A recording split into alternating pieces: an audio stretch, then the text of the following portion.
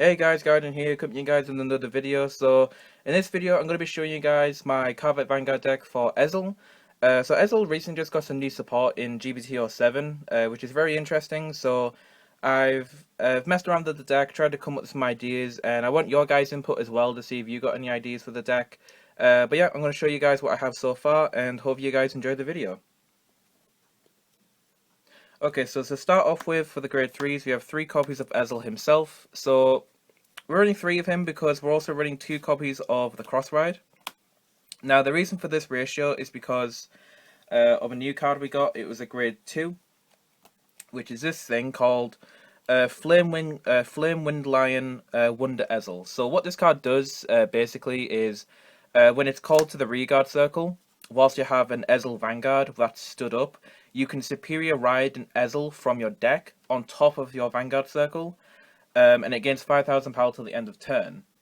So basically what this allows you to do is it allows you to cross ride the turn that you ride the regular Ezel, which is very, very interesting because this will allow you to get a 13k base Vanguard, which will make it a hell of a lot easier to guard attacks because if you think about it, a generic G unit will attack you for at minimal 26,000, but if you have a 13,000 base Vanguard, you just need to guard for 15k shield for a 1 to pass.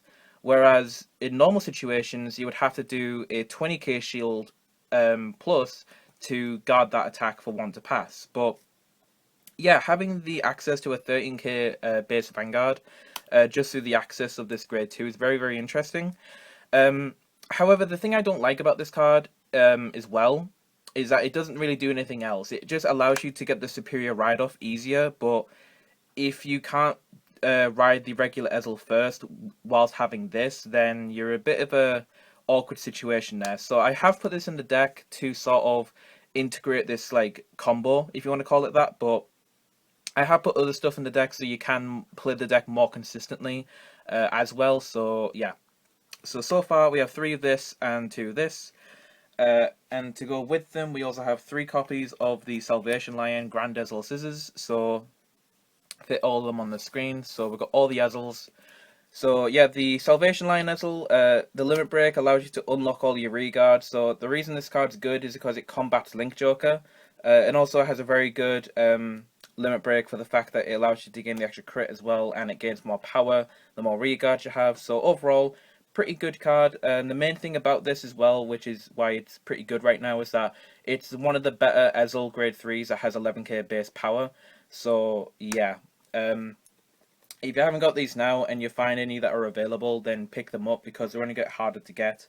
But yeah, all the grade 3s are Ezel, of course. This is a pure Ezel deck, not running the Gurgut version, so yeah. So all Ezels. Next for the grade 2s, running 3 copies of Vivian. Now the reason I'm running Vivian is because not only is she a very good ride target for grade 2, because she can use her skill on the Vanguard and the Rearguard circles. So she's very flexible for that, and also she's not GB restricted, so you can use her ability early on in the game to help your superior call if your opponent doesn't guard the attack. Because unfortunately Vivian, it isn't on hit, which is unfortunate, and you do need to boost her.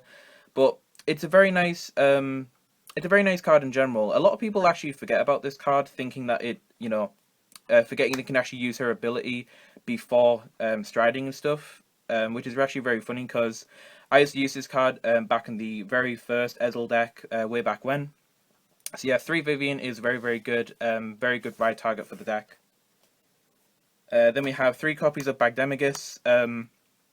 Now, the reason I'm not running 4s of these at the minute is because of sort of the numbers that I wanted to run with the grade 2s. So 3 Bagdemagus because he's 12k beat stick for Ezel, and he's very, very good with the Ezel stride unit as well, which is very good. So yeah, 3 Bagdemagus. Then we're also running 3 copies of the GB1 Poel.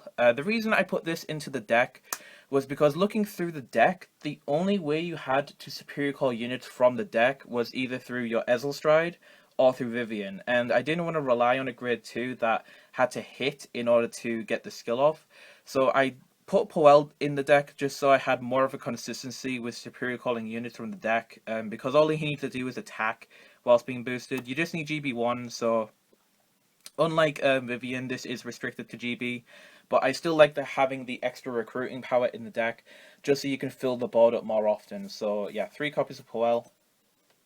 And the last grade 2 I run is 2 copies of Wonder Ezel. The reason I'm only running 2 of this is because although I do really like his skill, being able to cross-ride over the Ezel very quickly, besides from that, he doesn't really do anything else for the deck. It's just a generic 9k after that, which is okay, but I didn't want to run too many of them, and with the ratios of the other grade 2s at the minute, I'd rather keep the ratio as it is at the moment and do some more testing to see how it works well. But yeah, I think 2 of this is enough. Maybe you can get away with 3, but I don't know. I sort of felt more comfortable 2. For the grade 1s, I run 4 copies of this guy. Now, this guy's amazing. This is Crimson Lion Beast Howl. So what this guy does is that when he's called to the Rearguard circle from anywhere, if you have a Vanguard with Ezel in its card name, you get a Soul Charge 1 and Counter Charge 1. So you get damage back for your counter blasts, and also it gives you soul so that you can use it for things like Salvation Lion and also a couple of the other units in the deck that I'll get to in a second. But yeah, just an amazing card overall. Can't say enough about it. It's just very, very good. Basically, it's your damage and flip engine for the deck, so very, very good. Next, I run 4 copies of Mark, Halo Liberator Mark. Now, technically speaking, you should be running the Damage and Flip Perfect Guard in this deck, because since it's not reliant on Gurgwit, the Damage and Flip Perfect Guard is actually better for the deck, because you can get, obviously, the free unflips for your deck every now and then. But I put Mark in because I don't have enough of the G Perfect Guard at the minute, so I'm just running my Marks from my old Liberator deck. And it's sort of nice as well, nice and nostalgic, because Mark was the sort of original unit that was with Ezel in the original build, but this is the Liberator version. But either or, it's just a perfect guard for the deck. It's just to help you guard against your Vanguard, your opponent's Vanguard attacks. So yeah. Next, I'm running 3 copies of the Stride Enabler for Gold Paladin. Now, I didn't want to run 4 of this because I felt like 4 was a bit too many, but I did want to run a number of these to help with the striding, because with you having access to cross-ride a lot faster, it does take out that extra grade 3 that you could have used for striding. So I put these stride enablers in just so you can get more strides off every now and then. So yeah, and also it's a 7k grade 1, which is pretty decent as well. So pretty nice booster. Then I run 2 copies of Dindrain. Dindrain is a very interesting one. People are probably going to wonder why I'm not running Cool Gal instead. The reason being is because I don't want to make too many of the things in the deck GB restricted. Because since I have Vivian in the deck, if I ride a Vivian and the attack goes through, then I'm able to get the Counterblast off. If I reveal a Cool Gal, I can't use it to get the extra draw. So if I get Dindrain, at least then I can use the Soul Blast 1 just to get the extra draw and also a 6k booster, which is pretty nice. But also, as well, if I'm able to draw more often, then I'm going to take it just to get the hand advantage. So I do like the Dindrain over the Cool Gal in this deck, but I definitely run Cool Gal in the Gurgwit deck, definitely. But for now, in Ezel, I'm running Dindrain. And the last grade one I'm running is 1 Meligant. I really like this card as a 1-up in any Gold Paladin deck. Just a Soul Blast 2 to Unflip 2, I think is very, very good. Not too sure if I'll keep this in or not. I'm going to do a bit more testing with it. I might take it out for a 3rd Dindrain maybe, but we'll see what happens. But I'm keeping it in at 1 for now, just to see what happens. And then for the starter, we got a new starter, so I'm testing it out. So we got Aquamarine Lion. Now I'm going to say Skite, because obviously, if you can see the name properly, I'll just focus it in for you. Yeah. I ain't saying that, so I honestly don't know what they were thinking when they're coming up for a name for it, translation-wise. But either or, it's a pretty cool card regardless. What it does is that when your unit with Ezel and the card name is placed on the Vanguard circle, you may pay the cost. Soul Blast 1 card from your soul that's not named this card, basically. If you do, call this card to the Rearguard circle, draw 1 card, and then this unit gets 2,000 power till end of turn. So the way I see this is that it's essentially you are getting the Forerunner effect basically still, but you have to wait until you ride Ezel first. But you're getting the extra draw as well, so I think that's pretty good. Getting an extra draw just very easy like that. You know, all your grade 3s Ezel, so you're pretty much guaranteed to ride an Ezel. So yeah, I pretty like it, and it's pretty nice. And with it going into the soul and not coming out until you ride Ezel, it sort of hides itself away from anything that could retire it. So I really like that as well. So it's got its like own protection as well. So I kind of like that. And then moving on to triggers, we have, we're running 12 crits. So we have 4 Epona, the Liberate Epona, 4 copies of the Flame of Victory. This is my original Flame of Victory for my Ezel deck way back when. Just really good for the soul and extra power. And for the other trigger, I'm also running 4 copies of the Bluish Flame trigger. The reason I'm running this is because her effect allows you to put herself back into the deck, which you're probably thinking, what's the point? Because you don't have any Bluish Flames in the deck to Superior Call with her ability.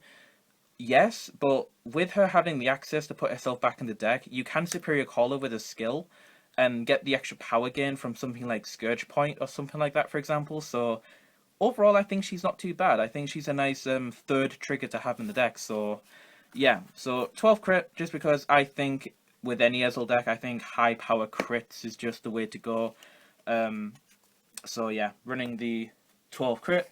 And then lastly, of course, with the 4 heal trigger, running the Elixir Liberator just because it's my favourite, like, alternate Gold Paladin heal trigger. So yeah, obviously heals and also G-Guards.